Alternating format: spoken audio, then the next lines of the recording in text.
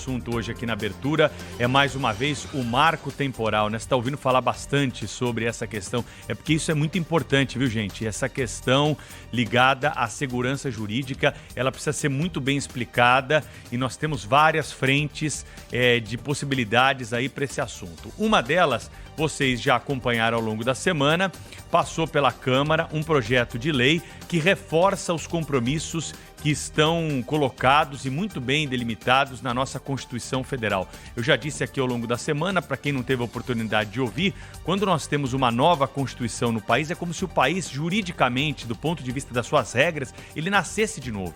Porque as regras que nós tínhamos antes, a situação que nós tínhamos antes daquilo, elas ficam afastadas. O que vale a partir daquele momento são as regras colocadas na Constituição Federal e a configuração do país. E naquele momento, nós tínhamos a demarcação de 14% do território brasileiro para indígenas. 14% do território, é isso mesmo, por mais que possa espantar, é muita coisa. Mas aquelas terras estavam demarcadas e a Constituição garante que isso precisa ficar como está. Em relação a essas terras, não se pode mexer. O restante do território brasileiro, nós temos propriedade privada. E nós precisamos garantir também o direito da posse dessa terra de quem adquiriu e transferiu a partir daí pelos mecanismos legais. É assim que a Constituição brasileira trata esse assunto. Agora, isso virou, de novo, um ponto de discussão, como já virou várias vezes ao longo, desses anos em que temos a vigência da Constituição.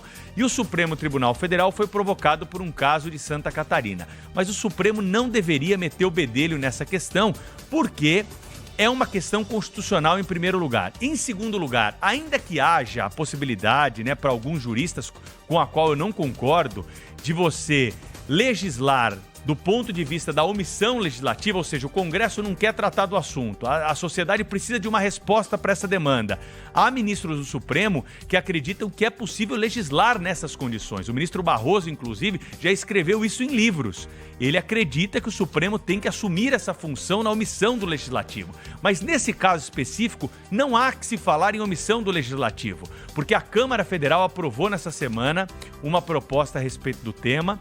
Nós temos isso delimitado na Constituição Federal, como eu disse, e o Senado Federal está analisando. O melhor que o Supremo tinha que fazer era tirar o time de campo. Afinal de contas, a lei tem que ser elaborada, votada e promulgada, sancionada pelo Poder Legislativo e pelo Executivo. São aqueles que são eleitos pelo povo para isso. O Supremo Tribunal Federal faz análise de constitucionalidade, nada a ver com criar novos mecanismos e novos dispositivos para o nosso ordenamento jurídico. Nós não temos muita expectativa do que vai acontecer. A ministra Rosa Weber está querendo manter esse julgamento, o que é um perigo. Isso vai enfraquecer as nossas instituições, que têm os seus poderes delimitados pela Constituição. O Supremo vai estar entrando numa seara ainda mais perigosa. Ainda que houvesse polêmica em relação a casos que não são tratados pelo Legislativo e há uma omissão, nesse caso específico não há omissão do Legislativo.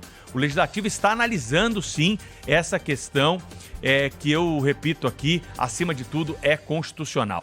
Vamos ouvir o que o presidente do Senado diz que vai fazer com essa proposta daqui para frente, porque ele não garante a mesma celeridade que nós tivemos na Câmara.